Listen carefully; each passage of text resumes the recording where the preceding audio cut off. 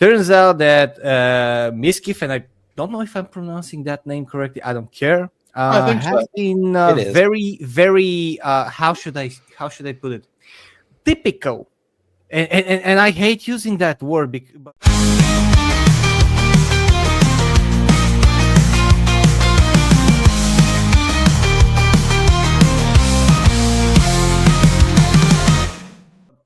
I would say typical of a streamer couple.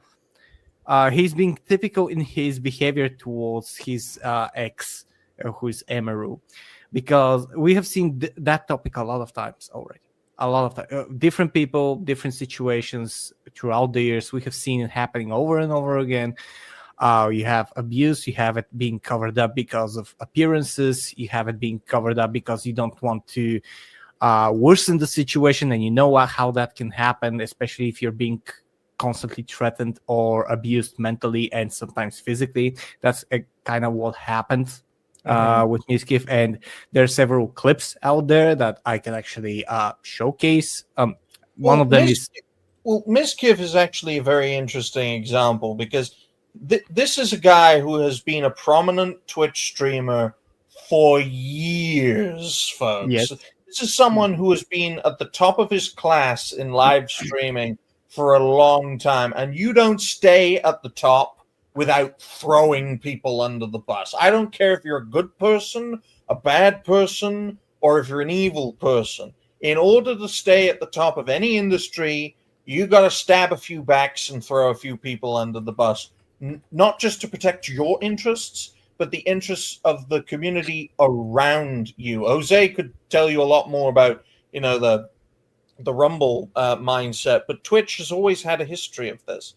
Always. Ever since Amazon bought Justin TV, Twitch has had an history of rewarding ambitious creators. And look, if you threaten my interests as a prominent live streamer, if you threaten my livelihood and the livelihood of my colleagues, whether I'm a good person, whether I'm a bad person, whether I've treated you well or just beaten you like a whore, if you publicly expose what I'm doing and what my crew is doing, you may end us. You might.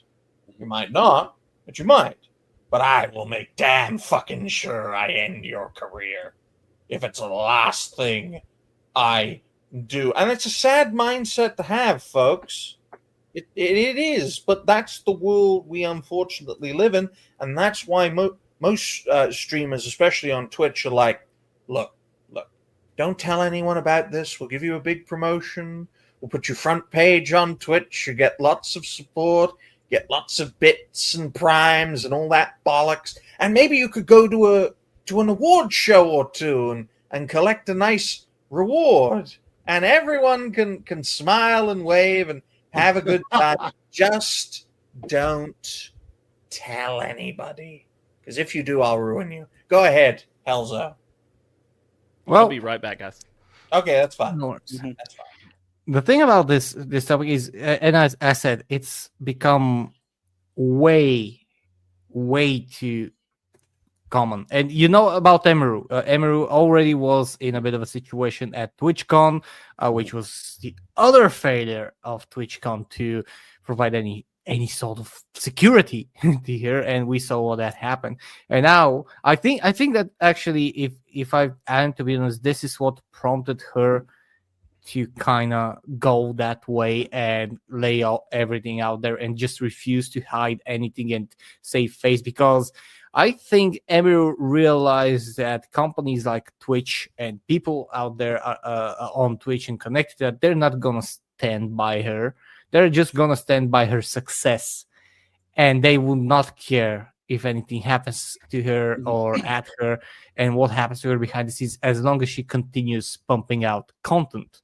Well, I think she realized that on TwitchCon, and when that happens, I think she was like, okay, we're done with that. Well, there are three different levels to things in regards to creator relations, right?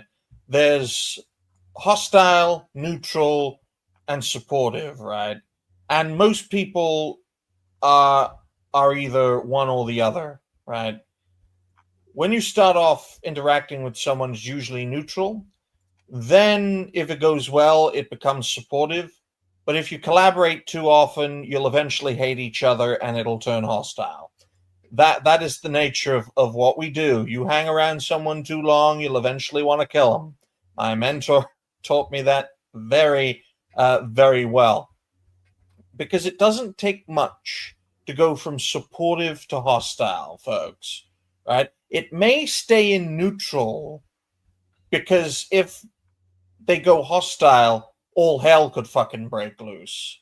So you get that sort of false neutrality where everything's fine on the surface. You're a good guy. I'm a good guy. But we just stay out of each other's way. That's why a lot of what we do has to be instinctual, folks. There's no rule book to what we do. You can be, say, Roger, he's starting out. You could be the nicest guy, gets on with everybody, has the best takes, and doesn't get fucking anywhere. But you could also be a fucking wretched human being who beats his wife and tasers his kids, or throws his grandmother down the stairs. Yes, all of those references. My co-host? No, damn. All those references are based on things that actually happen. Various examples. You can hate your audience. You can demean your audience, undermine your audience, just hate everything about what you do, and still be a success. Whether it's a DSP level or a Hassan Piker level, right? There is no one way to do what we do. And if Mizkif has made a name for himself as a result of abusing his ex, it doesn't surprise me at all. Look at Chris Brown. Look at P. Diddy. Look at Michael Vick. Look at others who aren't black. Okay, just like Mizkif. These are examples of people who got to the top of the tree by doing exactly what is required of them to get to the top. That's why I personally am usually, not always, very distrustful of prominent creators, which is kind of weird. Someone like me should it's not. Someone like me should suck up to prominent creators, like, hello, you're the bestest ever. I like you. I support you. La da da da da. Because, I'm just starting out and I want, to do the best for me and my community and that sort of thing. So none of this surprises me at all, Helzo. Now I'm going to get a drink and let the rest of you speak. Can we get Roger's perspective first? Yes, if it's okay, I just want to get this one then. because this entails his response. Baby face. He's got this little baby face. I don't trust anybody with that haircut. I don't trust. No. I would agree. Situations Okay, with poor taste to myself. I'm ashamed that the situations got so bad, but Emmy was also violent. She would throw clothes or plushies at me, and I punched holes in the walls or slammed doors in aggression. How is that I equal? one time did. That comment at the end, how is that equal? Wait a minute, does he have osteogenesis imperfecta or something we don't know about? I don't know. I don't know what he has. That's the disease from Unbreakable, where you break when anyone. Okay, guys. But the thing is, the response to this is that he was banging on her door, and I tried to find the clip, but for some reason it's disappeared. Him banging at the door on her stream. Do you know the reason why he was banging on her door? Have you seen? Do you know why? Because they were streaming at the same time. Yep. And she had more viewers than him. And actually 5,000 viewers from his chat went to her at the same time. So he ended the stream. He started banging on her door in their apartment as she was streaming. And you could see, and I'm going to, like, she's streaming every bang. She's like twitching. And he's trying to equate that to her. And there was also a clip. I don't know where these clips went. They're not even in my likes, by the way, which is very weird. And I liked all of them.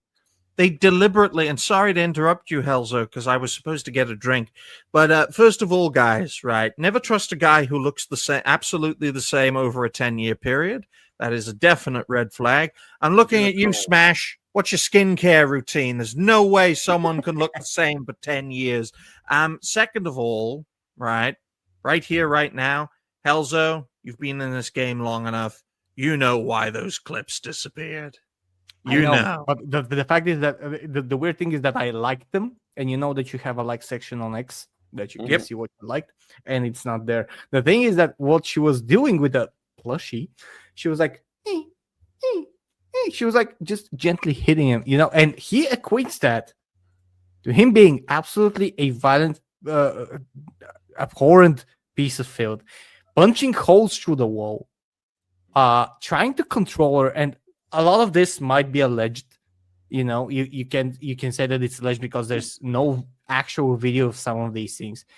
But him admitting that he did wrong and her being very detailed on what he did, and that she has consulted a lawyer about it to help her have the bravery to come forth to this. And I think she consulted the lawyer exactly for the reason that I said, that after TwitchCon she was just like, I think I'm on my own and I need to figure things out because nobody's gonna help me. I'm willing to bet stuff that that's how she felt after the TwitchCon fiasco, and that's what prompted her that way. And I don't know exactly what to think, how someone, and I'm talking about Mizkif, can think that he can equate that, because this was on the stream. He did that live on the stream. He was trying to explain himself. I don't know how you can consider that a viable explanation after what you have did, and after you having someone that you have been together with, and you have then sent countless messages begging to get back together, to the point that someone went and did a South Park reference with a South Park episode to that situation that explains it perfectly. And you think, okay, yeah, she was violent to me as well. No, I mean, no. This is, I don't know what you think about this. I think that this is entirely too much psychosis to have around from one person. I agree. The thing that really just fit that I can see from Mizkif's whole entire perspective of the whole entire thing is that the way that he was going on about it, it's this entire mentality that pretty much almost every other leftist puts out there, and continuous narrative of how much of a victim I am. He wants people to feel sorry for him. Yeah. It's like, yeah, I might have done all that stuff and everything, but she was just as bad toward. You should feel sorry for me in this whole entire situation. Somehow, I think that throwing a shirt at someone and throwing a fist at someone are two very different things. Yeah, this is so exactly. Okay, guys, you're all completely overreacting. What kind of man doesn't smack his bitch every now and again? That dude looks like he pees sitting down. All right, that dude. Anybody with that haircut does. Yeah, but it's funny because I saw a post where someone said edgy content creator controversy is like saying the N-word, right? Or saying the other word that begins with the letter S that Digny knows very well. Wholesome streamer controversies, the ones who are like, oh, I respect women and I have the approved corporate talking points. It's always beating up their girlfriend, beating up an animal, some kind of just absolute lunacy. By the way, this is also another thing of, and a lot of people may know this, if you work like in retail or in different lines of work, they tell you, do not date your coworkers.